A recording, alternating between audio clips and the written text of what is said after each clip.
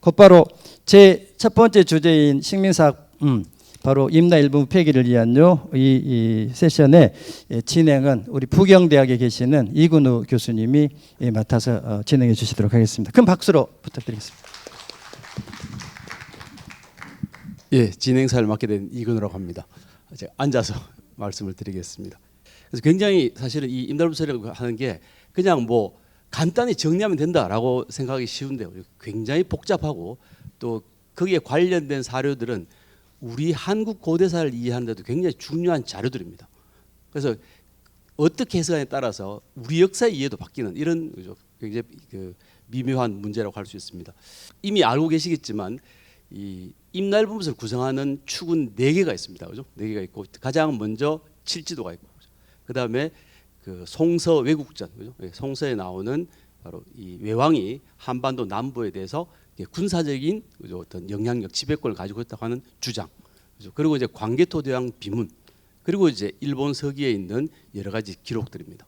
그죠? 그 4개를 과연 어떻게 이해할 거냐 하는 것하고 임날분설이 연관되어 있는 거죠. 그래서 지금 마침 이 홍성환 교수님은 이 최근에 칠지도에 대한 새로운 논의를 가지고 나오셨고, 그리고 그게 사실은 역시 임날분설을 극복하는데 이렇게 중요한 단서를 제공한다고 할 수 있습니다. 또 끝에 있는 이 박지영 선생께서는 일본 서기의 사료적 성격, 그리고 이제 특히 일본 서기에 인용되어 있는 백제삼서라고 불리는 백제에서 기본적으로 성립된 자료들이 있습니다. 그 자료를 바탕으로 일본 서기가 쓰여졌기 때문에 그쪽 전문가이시기 때문에 그쪽 문제를 좀 집중적으로 다뤄 주십사 부탁을 드리고 싶고요. 그럼 서분 교수님께서는 그 송서 바로 그죠? 그 외왕이 중국에 찾아가서 그죠? 내가 한반도 남부에 대한 군사적 지배권을 가지고 있노라라고 주장을 했고, 거듭되는 요구에 송나라에서도 그죠? 백제를 제외한 나머지 지역에 대해서 군사적 지배권을 인정해줬다고 하는 사실이 송서에 기록되어 있습니다. 그 자료들을 우리가 어떻게 이해할 거냐 하는 문제를 집중적으로 논의해 주시겠습니다. 먼저 홍성환 교수께 부탁드리겠습니다. 앞서서 우리 나경주 선생님께서도 먼저 발표를 하셨지만 소위 이제 임날본부설이라고 하는 이제 그것의 이제 시작점이 되는 것이 이제 일본 서기에 나와 있는 신공화후의 이제 사만정벌서부터 이제 시작이 되는 겁니다. 근데 그런 부분들이 일단 처음부터 이제 우리가 일본서기라고 하는 그런 책에 대한 어떤 사료 가치를 이제 우리가 어떻게 볼 것이냐 하는 것이 아마 첫 번째의 어떤 논쟁의 어떤 주제가 또 될 수도 있을 거라고 생각을 합니다. 일본 서기는 720년경에 이제 일본에서 편찬이 된 거고요. 어떻게 보면 우리나라의 고대사 중에 고대사를 서술했던 삼국사기가 1145년에 쓰여졌으면 그거보다는 먼저 쓰여진 것이 이제 일본 서기라고 이제 볼 수가 있어. 하지만 그 안에 뭐 오히려 다른 물론 모든 역사서가 뭐 진실을 얘기해 주는 거는 아니겠지만 어쨌든 편찬 주체에 대한 어떤 생각이라든지 또는 그 배경이라든지 이제 이런 부분에 의해서 이제 모든 역사서가 이제 만들어지게 되는 거겠지만요. 일본 서기는 이제 특히 이제 그런 부분이 8세기에 들어서 일본 천황 중심주의적인 그런 황국사관으로서 그 일본 서기를 서술을 했다는 것이 이제 상당히 왜곡된 부분들이 많이 보여지고 있다는 것이 특징입니다. 그런 부분에서 우리가 이 일본 서기를 어떻게 평가할 것이냐. 과거에 이제 우리 한국학계에서도 일본 서기와 관련된 부분들은 이 부분들은 너무나 좀 황당한 얘기들이 너무 많이 있기 때문에 이것은 사료적 가치가 없다라고 해서 사료로서 인정하지 않았던 과거의 시절들도 있었죠, 사실은요. 하지만 이제 최근에 들어와서는 이제 그런 경향들이 좀 바뀌었습니다. 그러니까 일본 서기 자체가 뭐 예를 들어 위서라든가 이제 이런 건 아니고 항상 모든 역사에서 보일 수 있는 이제 그런 뭐 왜곡이라든지 또는 자신 중심주의적인 그런 사관으로서 이제 쓰여진 거지만 이제 그것이 정도가 굉장히 좀 심한 거죠. 그리고 또 다른 어떤 여러 가지 여타의 각 가계 전승이라든지 이런 것이 복합적으로 들어오게 되면서부터 여러 기사들이 좀 혼재되어 있는 이제 그런 부분들이 보이고 있습니다. 하지만 그런 부분 내에서도 일본 서기에서는 거의 뭐 한반도 관계 기사가 거의 한 3분의 1 정도가 된다고 그럴까요? 상당히 한반도 관계 기사들이 굉장히 많이 보이고 있고요. 다만 이제 그것이 아까 우리 나경 선생님이 뭐 말씀하셨던 것 같이 그 안에 뭐 고구려 백제 이제 신라가 다 나오지만 뭐 일본에게 뭐 조공을 바쳤다든지 이제 이런 형식으로 해서 소위 이제 임날본부 설을 그런 걸 생각하게 하는 이제 그런 기술로서 이제 쓰여져 있기 때문에 그렇다면 이제 과연 이것을 어떻게 봐야 될 것인가? 그럼 모든 것을 그냥 일본성에 있는 내용들이 허구라고 그래서 무조건적으로 그거를 도외시하고 거부해야 될 것인가? 이제 이런 부분들이 이제 문제가 되는 거예요. 하지만 일본서기뿐만이 아니라 그 외에 이제 뭐 삼국사기라든지 아니면 뭐 중국에 대한 사서라든지 아니면 또 뭐 금성문이라든지 이제 이런 거를 통해서 일부 이렇게 그 비교를 하게 되면 일본성에 나오는 그런 그 어떤 역사적 내용이라든지 이제 이런 부분들은 우리가 살필 수 있다라고 봅니다. 다만 이제 거기에서 일본 중심 지조를 썼던 그런 왜곡적인 부분들만 우리가 걷어낸다면 그 안에서도 우리의 그 우리나라의 삼국사기 삼국기사에 나오지 않는 이제 그런 내용들을 우리의 역사로서 다시 한번 그 재확인할 수 있는 발견할 수 있는 이제 그런 부분들이 있지 않겠느냐라는 이제 생각이 있는 게 지금 현재의 우리의 학계의 생각인 것 같습니다. 그러니까 다만 이제 거기에서 일본서기에 대한 부분이 얼마만큼 왜곡이 됐고 얼마만큼 과장이 됐고 했던 것을 우리가 얼마만큼 거기에서 왜곡되고 과장된 것을 걷어내고 진짜 역사적 진실 날짜만 찾느냐 하는 이제 그런 것들이 물론 굉장히 지난한 그런 과정이고 어려운 과정이긴 하지만 이제 그런 부분들을 이제 우리가 연구하시는 분들은 지속적으로 지금 연구를 하고 있습니다. 그래서 제가 이제 이 말씀을 드리는 이유는 뭐냐면 일반인들 같은 경우에는 일본서기를 많이 혹시라도 한번 보신 분이 있다면 일본서기 자체를 보면 야 이건 말도 안 되는 거 아니냐. 그렇기 때문에 일본서기 자체는 허구니까 이거 자체를 믿으면 안 된다. 이렇게 생각하시는 분이 혹시 있을 것 같아서 일단 최근에 그 일본서기와 관련된 이제 그런 경향에 대해서 한번 제가 먼저 말씀을 드린 거고요. 그런 부분에 있어 갖고 신공황후의 사만정벌이라는 이제 기록이 신공황후가 뭐 가야칠국을 정벌하고 사만을 정벌하고 이제 그런 관계에서 가야칠국을 정벌하고 그것이 이제 소위 임나 지역에 대한 한반도 남부의 지배의 시작이다. 임날본부의 시작이다라고 하는 이제 그 일본서기에서 가야칠국을 정벌했던 그런 시작점을 이제 스에마스가 임날본부 설의 이제 시작으로 봤던 거죠. 그래서 그때의 이제 시작점들은 일본서기가 좀 기년이 좀 뭐 혼자가 돼 있고 그러긴 하지만 이제 대략적으로는 그것이 이제 이간지를 맞춰서 120년을 이제 맞춰서 369년이라고 보통 보는 겁니다. 369년이라고 보고 이제 그런 상황에서 신공황후가 사만정벌을 통해서 임나 지역을 369년 경에 지배를 하고 그런 다음에 광개토왕 비문의 이제 10몇 년조라고 하는 것은 391년이거든요. 그러니까 391년은 이 369년보다 이제 뒤의 얘기니까 어차피 그때도 보면 390몇 년에 외가 바다를 건너와서 백제하고 신라를 파하고 신민으로 삼았다라는 이제 기록을 근거로 해서 결국 이건 신공황후의 사만정벌에 있었던 그런 사실들을 확증해주는 이제 그런 내용으로서 이제 설명을 했던 거고요. 그런 다음에 칠지도라고 하는 것은 신공황후가 사만을 정벌하고 그 다음에 서쪽 지역의 땅을 백제한테 줍니다. 그러고 난 다음에 백제가 칠지도를 헌상하는 구도로 되어 있는 게 일본서기의 기록입니다. 그러니까 이게 사만정벌과 칠지도는 밀접한 관련이 일본서기에서 있는 것 같이 쓴 거죠. 그러니까 헌상이라고 했던 거는 결국은 그 구도상에서는 신공황후가 사만정벌을 백제한테 땅을 준 게 백제 고맙다고 이제 헌상을 한 꼴이 되는 겁니다. 일본서기의 기록으로는. 그래서 이제 결국은 이제 그런데 이 칠지도라고 하는 것이 일본서기에만 나타나고 있다가 이게 이제 발견된 게 1870년대에 실물이 발견이 되는 거죠. 칠지도라는 게. 일본의 이제 나라현에 있는 이제 이소노카미 신궁 안에서 아까도 말씀하신 이제 감 마사토모라는 이제 사람이 거기에서 이 칠지도를 발견을 하게 됩니다. 신궁 안에서. 그러니까 예전부터 보관이 돼 있었던 그런 칠지도인데 다만 이제 그 칠지도가 녹이 쓸어 있었기 때문에 그것을 이제 벗겨내는 거죠. 거기는 명문이 칠지도에 글자가 써 있었고요. 근데 거기 녹이 쓸어 있기 때문에 이제 그것을 벗겨내서 글자를 이제 확인하는 것은 일부 또 손상된 부분이 있었고 이제 그래서 여러 가지 한일 간에 이제 논쟁이 있는 부분이 칠지도이긴 합니다만 어쨌든 그런데 일본서기에는 칠지도가 신공황후에게 헌상을 했다라는 이제 그런 내용으로 쓰여져 있지만 칠지도에 대한 명문을 이렇게 보면 물론 거기에는 이제 백제라든지 백제 왕세자라든지 외왕이라든지 이런 게 나오기 때문에 이건 백제와 외화에 있었던 중요한 칼이다라는 것을 이제 우리가 알 수 있습니다만 그 안에 보면 공공후왕 그래서 후왕에게 제공한다 이제 이런 표현이 안에 들어가 있습니다. 그 다음에 또 마지막 구절에 보면 전시후세, 후세에 전하여 뭐 보여라 이제 이런 표현들이 있기 때문에 만약에 이제 이것이 일본성에 나온 거지 백제가 일본에게 헌상하는 구도로 돼 있다고 한다면은 이 표현은 적절하지 않는 거죠. 그런 부분에서 실물이 이제 발견돼서 이제 처음에는 야 이것이 일본성에 나오는 신공의 사만정모를 확증해주는 유물이다라고 이제 일본 사람들은 생각하면서 이걸 들여다봤는데 그 안에 이렇게 보면 뭐 후왕에게 제공한다.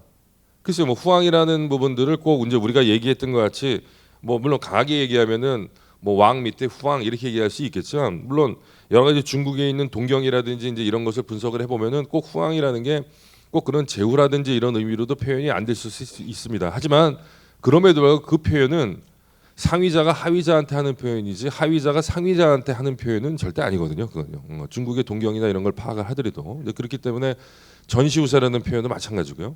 여러 가지 중국의 여러 금속문에 나오는 그런 문헌들을 이제 파악을 하더라도 그렇기 때문에 이거는 일본서기에 나와 있는 칠지도가 물론 백제에서부터 일본에 건너갔지만 그것이 일정 부분은 헌상이라고 했었던 사실들이 이제 왜곡이고 이 내용으로 보면 오히려 상위자가 하위자한테 준 거니까 그렇다면 이것은 어떤 하사의 그런 의미가 있는 거 아니냐라고 이제 봤던 것이 이제 또 한국학계의 이제 생각인 거죠. 기본적으로 그런 생각이고 다만 이제 그런 부분에 있어서 이제 일본의 이제 고민이 좀 칠지도와 관련해서 이제 일본의 고민들이 이제 좀 깊어지는 겁니다. 신공홍에는 사만정벌이라고 나왔는데 사만정벌에 의해서 그 헌상하는 구도로 얘기를 했는데 결국은 칠지도에 대한 명문을 보니까 칠지도에 대한 명문은 오히려 이것은 상위자가 하위자한테 주던 것 같은 그런 내용으로 쓰여져 있으니까 사실은 그런 부분에서는 일본에서 오히려 고민이 더 깊어질 수 있겠죠. 그렇기 때문에 이제 일본에서는 이제 그 동안에는 이거는 상위자가 하위자에 주는 게 아니라 백제와 외에 거의 어떤 동등한 수준의 어떤 관계로서 뭐 얘기를 한다면 이제 이런 식으로 이제 얘기가 나오다가 근래에는 저번에도 아마 이제 저희가 여기가 아니라 그 국회에서 토론회를 했었을 때 그때 이제 나와서 이제 얘기하실 분이 큐슈 대학의 이제 하마다 선생이셨는데 이제 그분을 중심으로 해서 이제 요즘에 나오는 그런 일본의 그 의견들은 뭐냐면 칠지도가 이제 앞면 뒷면에 이제 글자들이 쓰여 있는데요. 앞면에 나오는 글자의 내용과 뒷면에 나오는 글자의 내용들이 뭔가 좀 상이한 게 있다.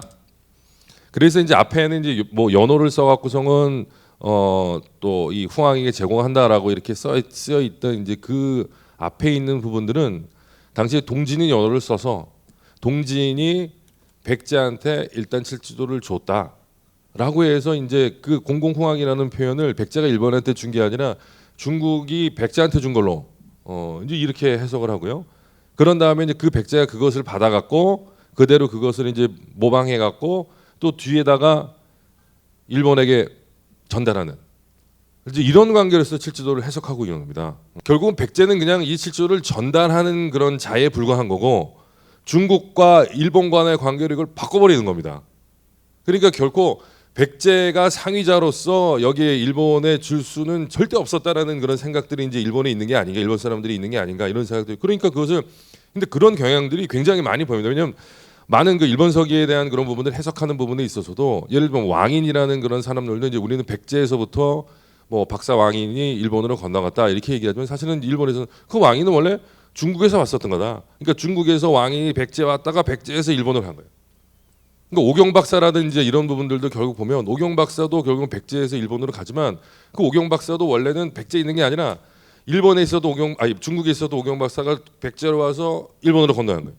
그러니까 백제는 그냥 아무 역할이 없고 전달자 역할만 하는 것 같이 이제 그렇게 표현을 하는 겁니다. 그런 기술들이 굉장히 많습니다. 일본에 있는 학자들이 기술하는 것은 그것은 결국은 뭐냐면 그 의식들은 그 안에 있는 의식들은 백제와 일본 간의 어떤 그 뭐 동등하거나 또는 백제가 우위거나 이런 관계로서 그걸 인식하고 있는 게 아니라 백제나 이런 부분에 한반도 남부는 벌써 일본에 의해서 어느 정도 정치적 영향력을 갖고 있는 그런 어떤 하위적인 그런 집단으로서 이제 또 치부를 하고 있는 거고 이제 그런 정치적 영향력이 한반도 남부에 있는 거고 그런 부분에 있어갖고 정치적 영향력이 있는 그런 백제나 한반도 남부에 중국으로부터 어떤 선진 문물이나 어떤 선진 인물들이 이제 들어오게 되면은 당연히 그것은 일본으로 바로 곧바로 전달될 수밖에 없다라는 이런 생각을 갖고 있는 거예요. 그것이 이제 어떻게 보면 완전히 지금 현재는 전통적인 그런 그 임나일 본부 설이라고 하니까 세마스가 얘기했었던 그런 설을 갖고 있는 사람들이 많지는 않지만 어쨌든 그럼에도 불구하고 지배라는 표현을 쓰지 않고 뭐 임나일 본부라는 그런 표현만 쓰지 않았을 뿐이지 기본적으로는 그런 잔재들이나 그런 생각들이나 인식을 그대로 깔고 있다는 겁니다. 자, 그런 문제에 있어 갖고 우리가 이 칠지도를 이제 어떻게 봐야 되는가라는 이제 그런 부분들이 이제 거기에서 우리가 표출이 될 수 있는 거거든요. 사실은 신공항후의 사만정벌이라고 하는 것도 사실은 어떻게 보면 369년이라는 그런 설정을 하고 있지만 신공항후가 사만정벌하는 그 기록들 중에는 우리 삼국사기라든지 삼국사에 나오고 있는 우리 일본에 또 가 있었던 미사안이라든지 이런 기록들이 보입니다. 근데 그 미사안이라든지 이런 사람들 기록들 나오는 그런 기록들은 대개는 그 5세기 말, 5세기 초 이제 그때 이제 그런 기록들로 보이고 있기 때문에 그리고 또 많은 그 신공항후 쪽에 보이는 기록들이 그 다음에 아들이라고 하는 응신이라고 하는 그 자기 아들 응신천왕이라고 하는 그 기록에서도 상당히 좀 오버랩이 되고 있는 부분들이 있습니다. 그래서 제가 이제 과거에 한번 제가 박사 논문을 쓸 때도 이 신공항후의 사만정벌이라고 하는 그 안에는 일정 부분 이 그의 아들의 응신기라고 하는 그러니까 4세기 말 5세기 초에 369년의 기록이 아니라 오히려 5세기 4세기 말과 5세기 초에 대한 그런 기록들에 대한 반영들도 좀 보이고 있다. 이제 이렇게 저는 판단을 했었는데요. 네, 잠깐 다시 또 이야기할 기회가 있을 겁니다. 네, 일단 그 칠지도 문제를 중심으로 지금 오늘 나영주 교수님이 발표해 주신 이 자료는 굉장히 그 임나일보서 전체를 조망하는 데 도움되는 자료이기 때문에 꼭 소중히 가지고 계십시오. 오늘 또 쓰겠습니다. 오늘 또 이 8쪽을 보시면 바로 그죠 나 칠지도 이해라고 해서 그죠 명문도 있고 그리고 이제 그와 관계된 일본 서기의 기록도 있습니다. 바로 그 실제 금속문 자료하고 일본 서기가 어떤 이게 차이를 보이는가를 극명하게 보여주는 자료가 바로 이 아래 위에 있는 자료입니다. 그래서 아까 홍선 선생님이 지적하신 대로 그죠 이 속에는 이렇게 제후왕에게 줄만하다라든지 그죠 또 뒤에는 뭐 선세일이로 이런 칼이 없었다. 그리고 이제 끝에 보시면 외왕을 위해서 만들었다. 그죠? 만들 조자입니다. 그 그림이 있는 칠지도 그림이 있는 그 위에 한문 원문을 보시면 그리고 이제 전시우세 5글자가 보입니다. 그죠? 그러니까 조라고 하는 말로 칠지도에 쓰여져 있고 그리고 이제 외왕이 만들었다는 게 분명하죠. 이 칼은 외왕이 만든 거지 중국에서 만든 거라고 보기 어렵습니다. 그리고 전시후세라고 하는 말도 이게 후세 전해라 하는 말이죠. 그죠? 그래서 조라고 되어 있는데 이게 일본 서기에서는 아까 빨간 글씨로 나영주 교수님께서 보여준 것처럼 그 밑에 자료에 네 번째 줄에서 보시면 일본 서기입니다. 즉 헌 칠지도 일구라고 해서 헌으로 되어 있어요. 그죠? 칼 자체는 칼을 만들어서 준 건데, 그죠? 바쳤다는 이야기 없습니다. 근데 이 일본 서기에서의 기록은 헌이라고 되어 있어요. 그러니까 이거를 이 칠지도의 내용대로 해석하지 않고 일본 서기의 내용대로 해석하는 걸 통해서 임나일보살의 한 축이 구성된 겁니다. 자, 두 번째 주제로 넘어가겠습니다. 두 번째 주제 왜 오왕에 관한 내용을 중심으로 해서 이거 역시 이제 이게 칠지도는 사실 백제가 만들었습니다. 그죠? 만들어서 보낸 거니까 그것도 아주 중요한 사료지만 한편으로 제3자의 사료, 바로 중국에서 기록한 사서 속에 그죠? 이 임나일보살 관계되는 내용이 들어 있습니다. 그에 대해서는 우리 서보경 교수님께서 말씀을 해주시겠습니다. 안녕하십니까, 서보경입니다. 앞전에 이미 여러 가지 중복된 이야기들이 계속 진행되는 그 관계로 전 좀 가능하면 간략하게 이야기를 드릴까 합니다. 제가 처음 왜 오왕이라는 걸 들었을 때 외국의 5명의 왕이 남조의 송입니다. 그 송제 양진이라고 하는 남조의 송과 지속적으로 5세기 때 교섭을 했다. 그것까지는 뭐 어느 나라든 동아시아 전체가 중국과의 교섭을 맺는 것은 당연하다고 할 만큼 과거사는 그리 했었기 때문에 문제가 없다고 보고 공부를 시작을 했었는데요. 그 다음 단계에서 보니 이 왜 오왕이 실질적으로 그 교섭을 진행하면서 어떤 것을 요구했느냐 하는 부분을 공부하게 됐을 때 사실 저는 상당히 놀랐었습니다. 저희가 교과서에서 공부를 하거나 할 때 어떤 부분에서도 그런 이야기는 들은 적이 없었기 때문에 찬진, 제, 흥, 무라고 하는 이름만 박혀 있는 외왕들입니다. 이들 중에서 찬의 경우는 그 나 선생님의 이 레주메에도 나와 있지만 이런 군사호를 달라, 특히 한반도 제국에 관련된 것을 달라고 하는 그런 내용은 기재되어 있지 않았지만 찬 다음 단계인 진, 제, 흥, 무 단계에 이르렀을 때 특히 무 같은 경우는 상표문까지 478년도라고 하는 그 5세기 중반에 상표문까지 바치면서 고구려를 치기 위해서 너희 군사적인 그 원조를 원한다. 그런 내용까지 기술이 되어 있었습니다. 그래서 이런 내용만 본다면 특히 우리나라랑 일본과의 관계를 이야기한다면 양국에선 서로 자기 우위의 이야기를 할 수 있겠지요.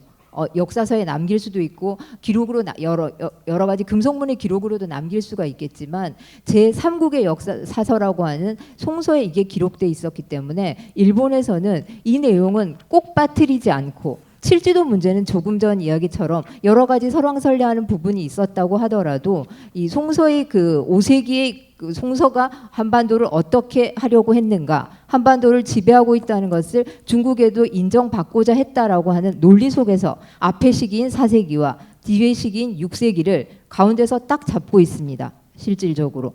이렇게 지배권을 달라고 하고 지배권을 달라고 했을 때 줬으면 안 줬으면 그냥 더 이상 말이 없을 수도 있는데 이것을 451년 단계에 가면 몇 가지는 빼고 몇 가지는 인정하고 하는 식으로 해서 승인을 하게 됩니다. 그래서 이걸 가지고 이런 상황이 되어버리면 역사상 전체가 구축이 달라지게 되는 것이죠. 그래서 5세기 중반에 이 상황을 가지고 이랬으니까 왜 그럼 지배를 하게 해달라고 했겠느냐. 이것은 4세기 때 이미 지배하는 전적이 있기 때문에 이런 것이 나올 수 있었다. 그리고 이것이 연장돼서 실질적으로 사람이 가 있던 군사령부가 생기든 어떤 것이든 6세기 단계에 임나에서 일본부라고 하는 것이 설치됐다고 하는 것 자체도 있을 수 있다라는 하나의 논리가 형성이 된 것이지요. 그래서 이런 문제가 오늘 왜 과연 왜 오왕의 그 군사호 요청이 문제가 되는가 하는 부분에 있어서 가장 처음에 제가 공부를 시작하면서 느꼈던 부분과 관련된 말씀을 먼저 드리고요. 그럼 이 자체가 실질적으로 어느 정도 실제성이 있었던가? 그 군사호 요청한 것 자체가 갖고 있는 내용상의 문제들을 한번 짚어보겠습니다. 먼저 그 외왕 진 같은 경우에 그가 받았던 장군호, 고구려 백제 신라 뭐 이런 경우들도 신라는 나중에 늦게 들어가지만 고구려나 백제 같은 경우에 송과의 관계 속에서 받았던 장군호의 그 급 레벨이라고 하는 것이죠. 그 레벨보다 일본이 갖고 있는 장군호가 안동 장군, 나중에 승급됐을 때 안동 대장군이라고까지 칭해집니다만은 이게 실질적으로 고구려와 백제보다 그 정동대장군, 진동대장군 하는 그 장군호보다 낮은 것입니다. 일반적으로 낮은 칭호에서 높은 것을 뭐 해달라고 하는 것 자체는 무리가 있다라고 생각하는 게 일반적인 그 동아시아 전체에 있어서의 상이기 때문에 자 이것 자체는 말이 되지 않는다라고 하나가 되고요. 그와 더불어서 백제와도 관계를 맺고 있고 이랬었다면 백제를 군사적으로 특히 지배했었다고까지 이야기한다면 자기들이 이 칭호를 그 송에게 수여받게 됐을 경우에 저희가 생각할 때 어떻겠습니까? 그 칭호를 거절을 하거나 거기에 대해서 항의를 하거나 하는 어떤 형태의 모습이 나와야 하는데 그런 건 보이지 않고 그대로 그것을 승인하거나 그것이 대장군이 되지 못한 것에 대해서 뭐 다음번에 다시 대장군을 달라고 한다든가 이런 모습이 나오는 것을 본다면 백제를 지배했다라든가 하는 그런 논리라는 것 자체가 성립하기 어렵다는 것이지요. 자코 그 자체만으로 봤을 때도. 그다음 두 번째 같은 경우에 진의 자칭호 속에 나오는 거에는 신라, 임나, 진한, 모한은 존재하지만 그 가라라는 애는 없습니다. 나중에 백제를 빼고 그 대신에 가라를 넣어주는 그런 그 이후 시기에 있어서 이 자코의 변화는 존재하지만 가라라는 나라도 없다. 임나 가라라고 친하는 것 그 속에서 가라라는 자코도 요청을 하지 않는다면 이 지역을 어찌 지배했다고 말할 수 있겠는가 하는 논리가 실제성의 논리 속에서 하나 또 부각되어 있는 것이고요. 그 다음은 여기 실질적으로 자칭호 속에서 나오는 백제 이외에는 신라, 임나, 가라는 송하고 교섭한 적이 없는 국가들입니다. 자, 그리고 모한과 진화는 약간은 문제가 있는 그 명사들이긴 한데요. 국가명이긴 한데 모한은 일반적으로 마한이라고 마한 진한 변환 중에 마한이라고 많이 보고 있습니다만은 그 마한이라고 봤을 경우에는 5세기 단계에는 백제에서 내려가서 정벌이 되어버렸다고 보는 입장에선 실질성이 없는 것을 달라고 한 게 됩니다. 그다음 진한 같은 경우 그 진안 같은 경우는 마한 변환 진안에서 신라가 이미 진안을 통합하면서 국가체를 만들었기 때문에 모한이나 진안이란 것을 달라고 하는 것 자체도 어떻게 보면 이미 존재하지 않는 것에 대해서 요청을 한 것이 되기 때문에 이것도 실제성과는 약간의 무리가 있지 않나 하는 그런 주장들이 지금까지 있어 왔고요. 그러나 요즘 근래에는 마한이라고 하는 지역은 특히 어떤 부분이 문제가 됐냐 했을 때 영산강 유역 쪽에서 그 전방 후원분이란 것이 보이고 있고요. 그다음 동성왕 때 갔을 때도 이 지역을 이제서야 뭐 점령하기 위해서 움직이는 것이라든가 이런 모습이 보인다는 것으로 해서 이 지역이 아직 백제가 확보하지 못하고 있었다. 그래서 그럼 이 지역을 누가 어떻게 하고 있었냐 하는 것은 상당히 한국사 부분에서 논의가 많이 진행되고 있습니다만은 이게 정확하게 누군가 확보하지 않았다고 할 경우에는 왜가 들어갈 가능성이 있다라고 지금 논의들이 진행되는 부분들도 있습니다. 그러나 실질적으로 자기들이 관계를 갖지 않았던 나라들이나 이미 사라져서 폐기 없는 나라들의 국명을 여기에다가 넣어서 달라고 했다는 것 자체는 어디까지나 실질성과는 무리가 있는 것이다라고 이야기를 할 수가 있게 되겠지요. 그리고 특히 그 삼국사기와의 비교를 통해서 봤을 때도 백제와 그 외는 특히 뭐 어떤 관계에 있어서 피지배적인 어떤 상황들이 보이지 않습니다. 그래서 이 송수에 기재된 이 군사호를 달라고 하는 우리 한반도 제국에 대한 군사호를 달라고 하는 것은 그 명칭 자체나 그 관계 속에서 봤을 때는 실질성이 성립되기는 어렵다라고 보아집니다. 그러면 이런 실질성이 없는 걸 도대체 이 사람들은 왜 지속적으로 요청을 했느냐? 그 배경이란 게 사실은 더 문제가 되는 것이죠. 그 하나하나의 잣구보다는. 그렇다면 그 배경이란 걸 무엇인가라고 하는 문제는 역사 속에서 봤을 때 그러니까 국 내적인 원인 그리고 국 외적인 원인 이 두 가지가 크게 이야기되었습니다. 특히 이 송에게 대외 교섭을 계속적으로 요청하던 시기는 동아시아 전체가 중국도 5호 16국에서 실질적으로 수당이라고 하는 것으로 가기 전까지 남북조 시대라고 하는 굉장히 혼란한 상황입니다. 그런 상황이었을 때 북쪽에서도 여러 가지 나라들이 흥망성쇠를 거듭하고 있었고요. 그렇다면 일본은 완전한 통합국기였냐? 그 또한 그렇지 않습니다. 흔히 말하는 야마토라고 하는 곳을 중심으로 해서 하나의 일국 체제가 이루어진 상황이 아닙니다.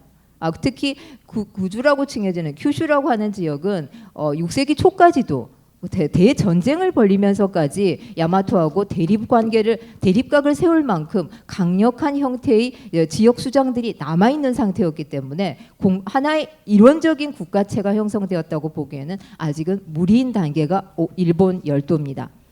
그렇다면 한반도 내부는 어떤가 했을 때 잘 아시겠지만 고구려 백제 신라뿐만 아니라 가야까지 이 가지가지의 나라들이 사실은 모여서 그 자기들의 그 힘을 또는 자기들의 세력을 과시하고자 하는 그런 것이 외교의 장이었다고 해도 과언이 아닙니다.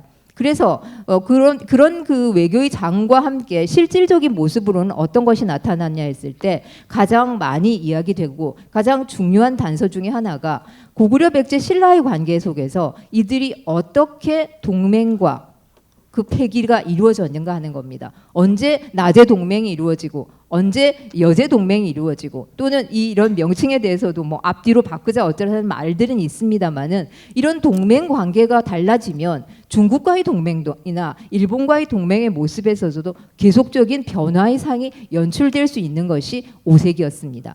그러니까 하나로 통합된 국가체가 형성되었을 때랑 그렇지 않을 때는 큰 차이가 있다는 것과 그런 남북적으로 나뉘어져 있는 국가체인 송이 할 수 있는 것, 그리고 송과 고구려, 백제, 신라, 그리고 신라는 제외하더라도 외와의 관계를 생각했을 때 어떻게 움직이는 것이 가장 자국에게 유리한가, 그 유리함에 따라서 실질적으로 계속적으로 관계는 미묘하게 변화합니다.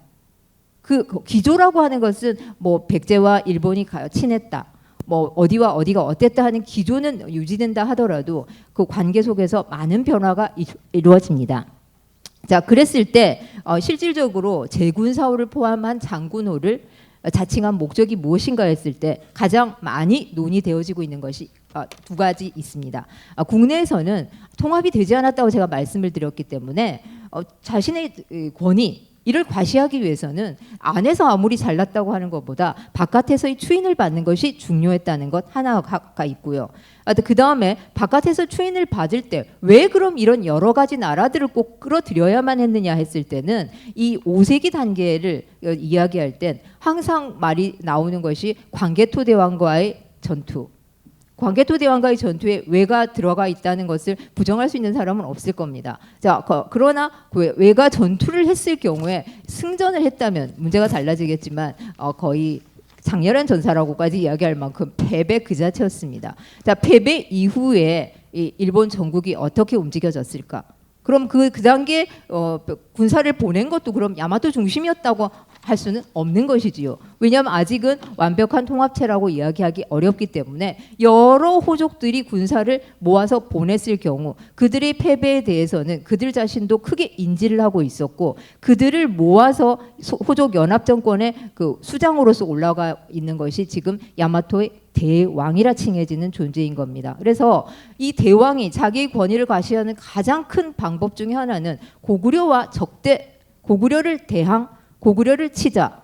이것이 먹히게 되면 하나로 통합하는 것이 굉장히 쉬워집니다. 그래서 죽어도 고구려에 대한 한 반대적인 노선을 걸었다라고 봐야 하지 않나 하는 논의들이 지금 이루어지고 있고요. 그다음 두 번째는 이것도 결국은 뭐 같은 차원의 이야기입니다만은 대외 교역권 장악 문제입니다. 군사와 그 경제를 잡으면 다 잡는 거죠, 사실은. 근데 이 호족 연합 정치이기 때문에 각자가 한반도 제국이라든가 여기와의 관계를 통해서 새로운 문화를 수용한다든가 뭐 물질적인 또는 정신적인 여러 가지 것들을 수용해 내버립니다. 그러면 중앙 컨트롤이 쉽지 않다. 중앙 컨트롤을 쉽기 위해서는 이런 대외 교역권도 장악해야 하는데 이런 걸 한 번에 장악하기 위해선 여러 지역을 다 내가 거느리고 있는 존재가 되어야만 한다라고 해서 이런 것을 보냈을 거다, 요청했을 거다 하는 논의가 있고요. 그다음 대외적인 것으로는 이것도 사실은 뭐 꼭 대외라고 표현하기도 어렵습니다만은 좀 전에 말씀드린 것처럼 왜군에 대한 패배, 그 적대 인식 이건 없었다고 말하긴 정말 어려울 것입니다. 그다음 두 번째. 이런 상황은 또다시 광개토 대왕비로 가는데요. 이 광개토 대왕비에서 나타났던 그 동맹의 관계 구도를 한번 여러분들이 생각을 해보시면 백제랑 왜랑 가야지요.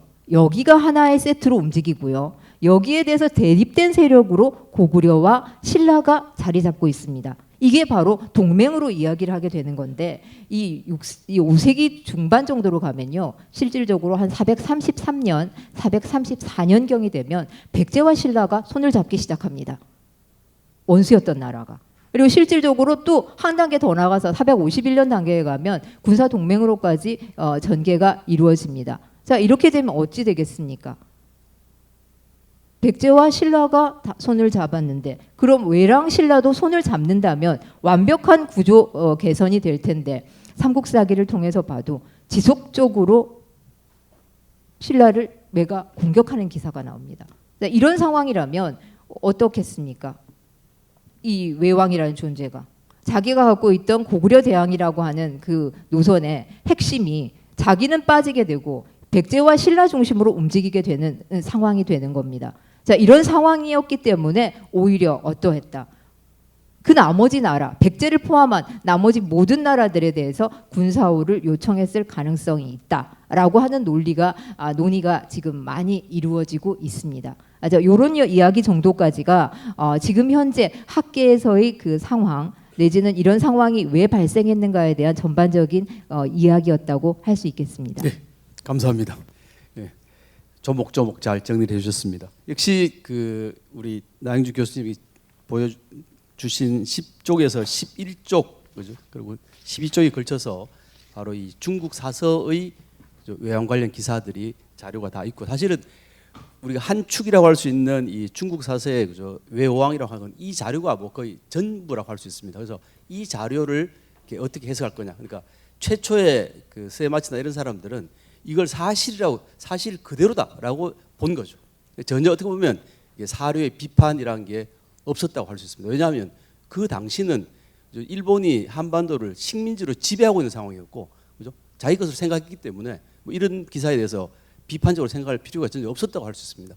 근데 그게 아직까지도 이어지고 있고, 지금 10쪽에도 보시면 그죠? 외왕부의 상표문이라고 하는 게 이게 고등학교 교과서에 그대로 실려 있습니다. 그죠? 그래서 그런 그 과거로부터 현재는 이 그 내용들을 과연 우리가 어떻게 이해해야 될 거냐. 그리고 상당 부분은 그 외왕의 일방적인 주장입니다. 거기에 대해서 그 중국에서 파악되는 범위에서는 그죠? 이거는 말도 안 되는 내용이다 하면 삭제를 합니다. 대표적으로 이 11쪽의 자료에 보시면 밑에서 6번째 줄에 그죠? 절자가 계부 의동 삼사 그죠? 기여 함 가수라고 했는데 그죠? 계부 의동 삼사라고 하는 게 고구려 왕한테 준 겁니다. 그거를 이제 외왕이 자칭했지만 그런 내용은 빠집니다.